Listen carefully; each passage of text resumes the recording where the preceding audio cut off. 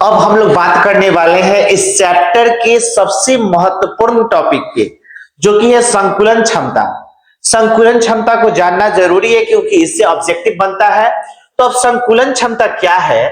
तो संकुलन क्षमता को हम कह सकते हैं कि क्रिस्टलीय ठोस में क्रिस्टलीय जालक होते हैं उसमें अवयवी कण इस क्रिस्टलीय जालक का जितना भाग घेरे होता है उसे हम लोग कहते हैं संकुलन क्षमता। ठीक है, इसके डिफिनेशन की अगर हम लोग बात करें तो डिफिनेशन हम लोग लिख सकते हैं संकुलन क्षमता में कि क्रिस्टल जालक में, किसमें? क्रिस्टल जालक में अवयवी कण क्रिस्टल जालक के कुल आयतन का जितना भाग घेरते हैं उसे क्रिस्टल जालक की संकुलन क्षमता, शॉर्ट में पीई और फुल फॉर्म पैकिंग एफिशिएंसी कहते हैं। ठीक है, क्रिस्टल जालक में अवयवी कण क्रिस्टल जालक के कुल आयतन का जितना भाग घेरे होते हैं उसे क्रिस्टल जालक की संकुलन क्षमता यानी कि पैकिंग एफिशिएंसी कहते हैं। संकुलन क्षमता का हम फॉर्मूला देखेंगे, लेकिन उससे पहले आप लोग देख लीजिए कि कोई भी क्रिस्टलीय ठोस होता है, कोई भी क्रिस्टलीय ठोस, उसमें जो अवयवी कण होते हैं वो भरे तो होते हैं, लेकिन उनके भरने के बाद भी उसमें रिक्त स्थान रह जाता है। जैसे कि आपका 100 नंबर वाले पेपर में अगर 90 नंबर आता है, अगर 80 नंबर आता है, अगर 70 नंबर आता है, ठीक है, 70 नंबर आता है, तो इसमें कितने नंबर की कमी है? तो 10 नंबर शेष रह गया। इसमें यहां पे 20 नंबर शेष रह गया, यहां पे 30 नंबर शेष रह गया। ठीक है, तो शेष तो रह गया। वैसे ही जो क्रिस्टलीय जालक होते हैं, जो क्रिस्टलीय ठोस हैं, उसमें अवयवी कण पास होते हैं, लेकिन फिर भी इनके बीच में आप देख सकते हो गैप है, खाली स्थान है। तो आखिर भरा हिस्सा कितना है? और वही भरा हिस्सा हो जाता है संकुलन क्षमता। अब यहां पे 90 नंबर आया है, कितना में 90 नंबर आया है? 100 में।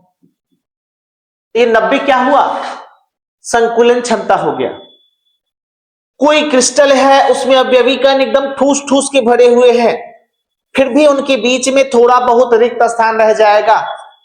अब मान लीजिए 90% बढ़ गया है लेकिन 100% है, तो अगर इसका परसेंटेज अगर निकाले तो 100 से गुना करेंगे, 100 से 100 कट गया, 90%। ठीक है, तो यही है संकुलन क्षमता। अब संकुलन क्षमता यहां पे हम बात करें तो संकुलन क्षमता के फॉर्मूला का, तो आप लोग जैसा कि देख रहे हैं कि अवयवी कणों का आयतन बटे में एकक कोशिका का आयतन। ठीक है, अवयवी कणों का आयतन, जो एकक कोशिका ये हो गया, और एकक कोशिका में जो अवयवी कण होते हैं, मान लीजिए कि हम एससीसी ही ले लेते हैं, तो इसकी कॉर्नर पे होगा, सिर्फ कॉर्नर पे होगा इस तरीके से। तो ये जो अवयवी कण है जितना भरा हुआ है उतना इसका आयतन, मान लीजिए कि 90% भरा हुआ है, और बटे में क्या हो जाएगा? उस पूरे क्रिस्टल का आयतन यानी कि 100% है। तो वही चीज यहां बोला जा रहा है, क्या बोला जा रहा है कि संकुलन क्षमता बराबर अवयवी कणों का आयतन बटे में एकक कोशिका यानी कि ये पूरा घन का आयतन। अगर हम इसे विस्तार में लिखे तो देखिए संकुलन क्षमता को शॉर्ट में पी बोला जाता है, पैकिंग एफिशिएंसी बराबर अवयवी कणों का आयतन।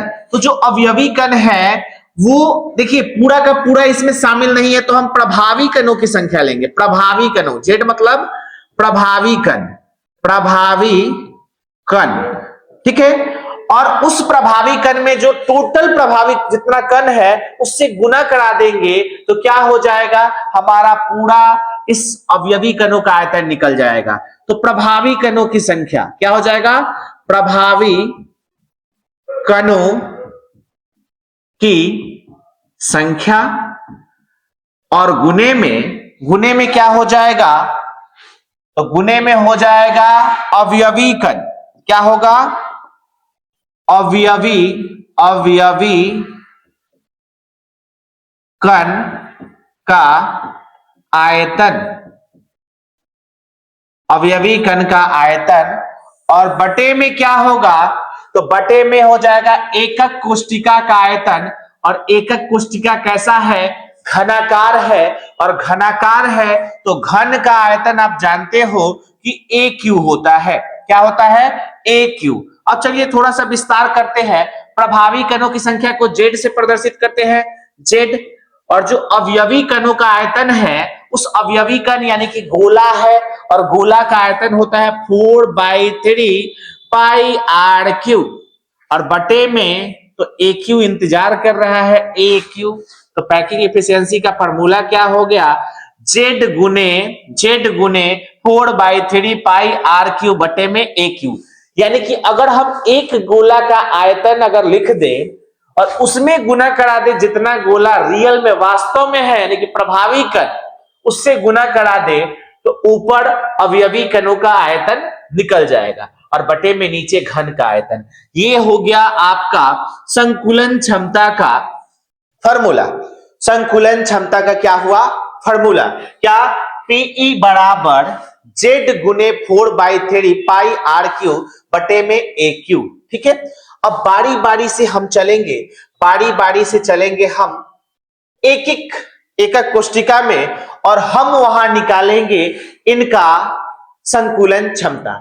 सबसे पहले आप हेडिंग डाल लेना, सरल घन जालक की संकुलन क्षमता, यानी कि सरल घन, यानी कि बोल सकते हैं एससीसी। एससीसी का बात कर रहा है, एससीसी में हमें चलना है। तो एससीसी में आप जानते हैं कि ऐसी एकक कोष्टिका जिसमें अवयवी कण कहां होती है, तो कोने पर उपस्थित होती है, उसे हम लोग क्या कहते हैं, एससीसी कहते हैं। क्या कहते हैं, एससीसी कहते हैं। ठीक है, कोने पर कहा, कोने पर, ठीक है, कोने पर। तो यहाँ पे कुल कणों की संख्या तो 8 होती है, लेकिन हम लोग जानते हैं कि यहाँ पे जेड का मान कितना होता है, तो जेड का मान 1 होता है। याद रखिएगा, जेड का मान कितना होता है, 1 होता है। अभी अभी कुछ देर पहले हमने सीखा कि ए और आर के बीच में संबंध देखे, तो ए बराबर 2r और r बराबर a बटा 2। बस आप यहां से इनका संबंध जो है उस संबंध को याद रखिए, और अब हम लोग क्या करेंगे, संकुलन क्षमता इसका एससीसी का निकालेंगे। तो पैकिंग एफिशिएंसी यानी कि पीई बराबर, हमने क्या फॉर्मूला आपको बताया, तो फॉर्मूला हमने आपको बताया जेड गुने 4/3 पाई आर क्यू, और बटे में ए क्यू। अब देखिए जेड का मान रखेंगे, तो क्या रखेंगे, तो 1 रखेंगे, गुने में 4/3, पाई का मान 22/7, और गुने में आर क्यू। ठीक है, आर क्यू को कैसे साइड किया जाए, तो ए का मान क्या हम लोग लिख सकते हैं, ए का मान लिख सकते हैं 2r। तो 2r का क्या हो जाएगा, q। 2r का क्या हो जाएगा, q। ठीक है, अब हम लोग इस प्रोसेस को अगर आगे बढ़ाते हैं,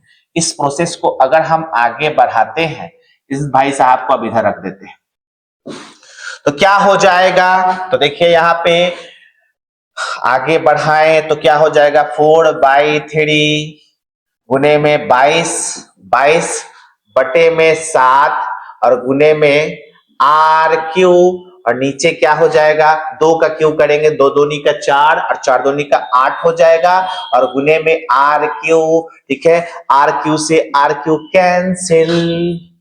कैंसिल। अब हमारा सवाल हो गया है बहुत ही आज आसान, 4/3 गुने 22/7, और जो नीचे 8 है उसके नीचे भी कुछ है, 1 है, उसको पलटेंगे तो यहाँ पे 1/8 हो जाएगा। अब हम लोग यहाँ पे कट करेंगे, 4 एकम 4, 4 दूनी का 8, 2 एकम 2, 11 दूनी का 22। ठीक है, ऊपर बचा 11 और नीचे बचा 7 तरीके 21।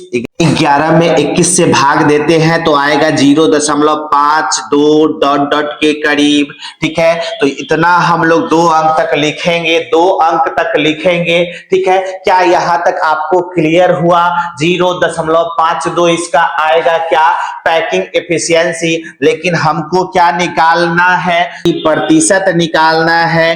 तो हमने बताया ना, प्रतिशत निकालने के लिए जो मान आया उसमें हम लोग 100 से गुना कर देंगे। 100 से जब गुना कर देंगे, 0.2 अंक के बाद पहले था, अब दशमलव इधर चला जाएगा, तो 52 और 52 और यहाँ पे प्रतिशत लिख देंगे। यानी कि एससीसी का संकुलन क्षमता प्रतिशत में बात करें तो 52%, और ऐसे पूछे तो 0.52 क्या आपको याद रहेगा?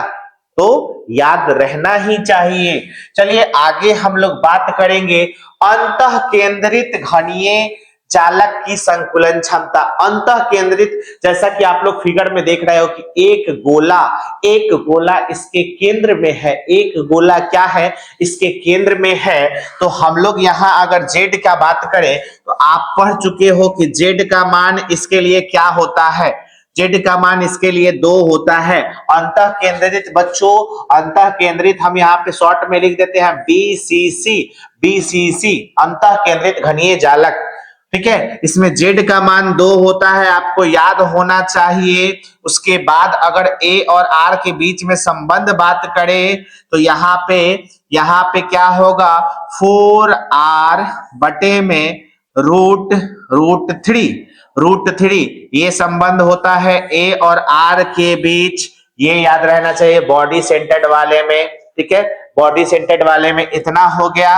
अब हम क्या करेंगे? तो पीई का फॉर्मूला लगाएंगे। पीई बराबर Z गुने 4/3 पाई आर क्यू बटे में ए क्यू। ठीक है, बराबर में यहां हो जाएगा तो Z का मान रखेंगे। Z का मान कितना रखेंगे? 2 रखेंगे, गुने में 4/3 गुने में 22/7 गुने में आर क्यू रहने देंगे। ए का मान बदल देंगे, क्या लिखेंगे? 4R बटे में √3 और इसका क्यू कर देंगे। आगे देखिए, आगे हम गुना करें 2 गुने 4/3 गुने 22/7 गुने में आर क्यू।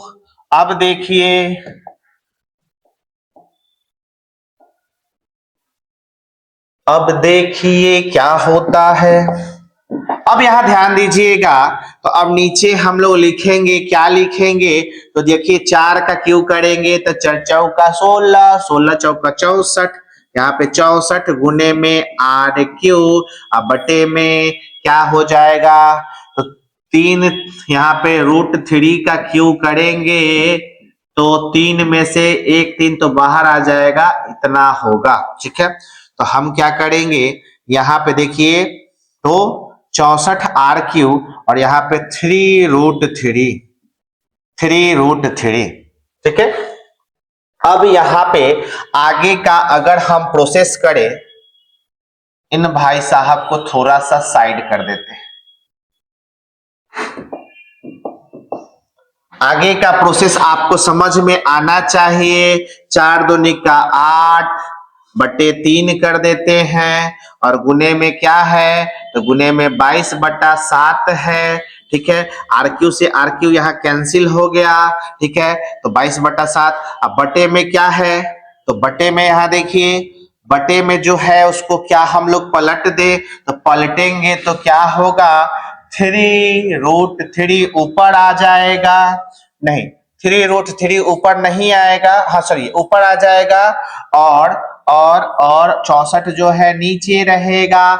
8 एकम 8, 8 अट्ठाई 64, 8 अट्ठाई 64, 3 से 3 कैंसिल, 3 से 3 कैंसिल, 11 दूनी का 22, 4 दूनी का 8, ऊपर बचा 11√3 और नीचे बचा 7 चौक 28, 28 अब देखिए √3 का मान क्या होता है, √3 का मान √3 का मान होता है 1.732 और इसमें भाग दे देंगे 28 से।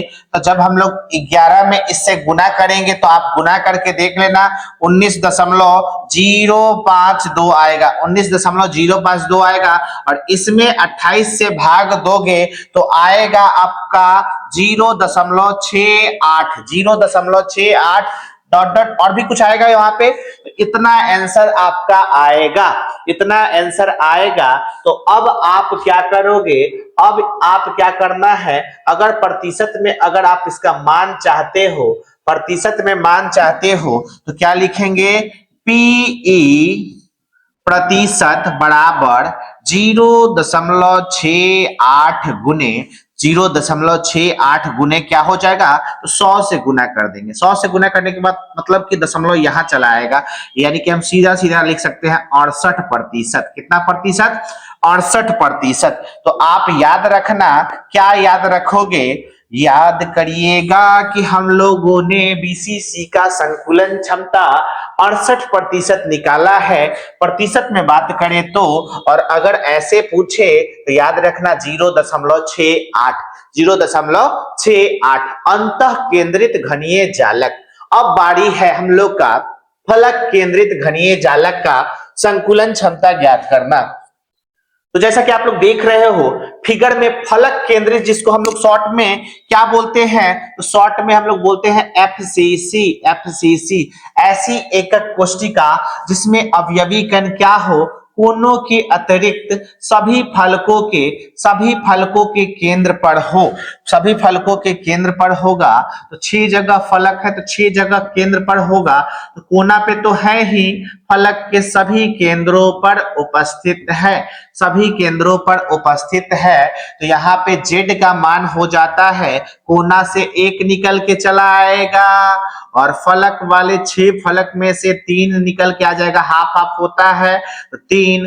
तो z का मान क्या हो जाएगा, 3 1 4, ठीक है, 3 1 4, ठीक है, z का मान आ गया। अब यहाँ पे अगर हम a और r के बीच में संबंध देखें तो a बराबर क्या होता है, 4r बटे में √2, 4r बटे में √2 ये संबंध होता है। तो चलिए हम लोग इस संबंध को फॉर्मूला में रखते हैं। तो क्या है, पीई बराबर लिखेंगे z गुने 4/3 पाई आर क्यू और बटे में ए क्यू।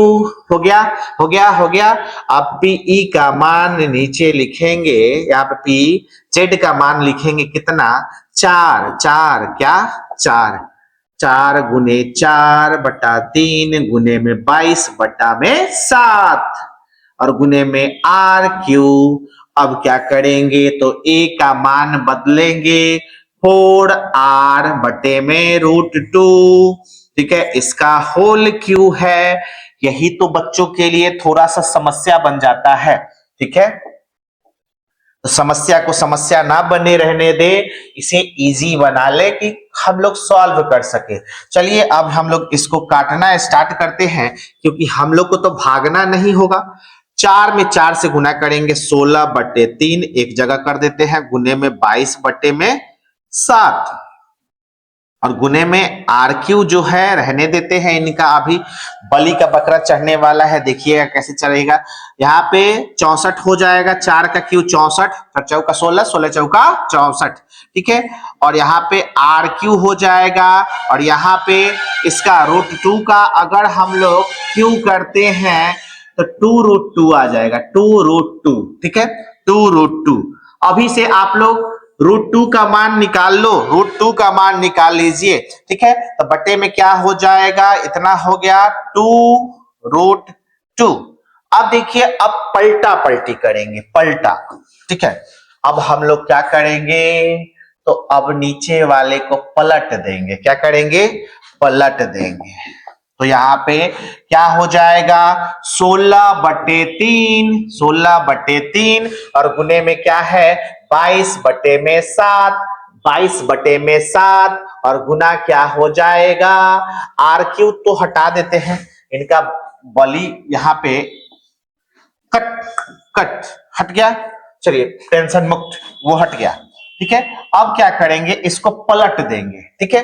√2 ऊपर चला जाएगा और 64 नीचे रहेगा, 16 के पहरा में ये कट जाएगा, 16 एकम 16, 16 चौका 64, ठीक है। यहाँ पे 2 दूनी का 4, 11 दूनी का 22, 2 टकटकी लगाए बैठा है, इनको भी काट देंगे, ऊपर क्या आएगा 11√2 और बटे में 7 तिरिके 21। अब आपको मालूम होना चाहिए, क्या मालूम होना चाहिए, √2 का मान 1.414 होता है और इसमें हमको भाग दे देंगे 21 में। पहले 11 में 1.414 से क्या करेंगे, गुना करेंगे, क्या होगा यहाँ पे 15.554, एक बार आप लोग करके देख लीजिएगा, 15.554 और यहाँ 21 से भाग देंगे तो क्या आएगा 0.74 कुछ आएगा। तो हम लोग 2 अंक तक रखते हैं 0.74। अब देखिए, अब हम लोग क्या करेंगे, तो अब हम लोग करेंगे पीई का प्रतिशत निकाल लेंगे, पीई प्रतिशत निकाल लेंगे तो पीई प्रतिशत क्या हो जाएगा, यानी कि संकुलन क्षमता का प्रतिशत, तो 0.74 में गुना कर देंगे 100 से, गुना कर देंगे 100 से, तो क्या निकल के आएगा 74%, 74%। तो ये हो गया हमारा क्या, संकुलन क्षमता प्रतिशत, और ये हो गया हमारा संकुलन क्षमता किसका, तो एफसीसी का, किसका, एफसीसी का। उम्मीद करते हैं कि आपको ये संकुलन क्षमता कंप्लीट हुआ होगा कि किस तरीके से हमने संकुलन क्षमता एक एक करके निकाला, और आपको भी कंप्लीट कर लेना होगा। तो वीडियो के साथ जुड़ने के लिए बहुत बहुत धन्यवाद बच्चों।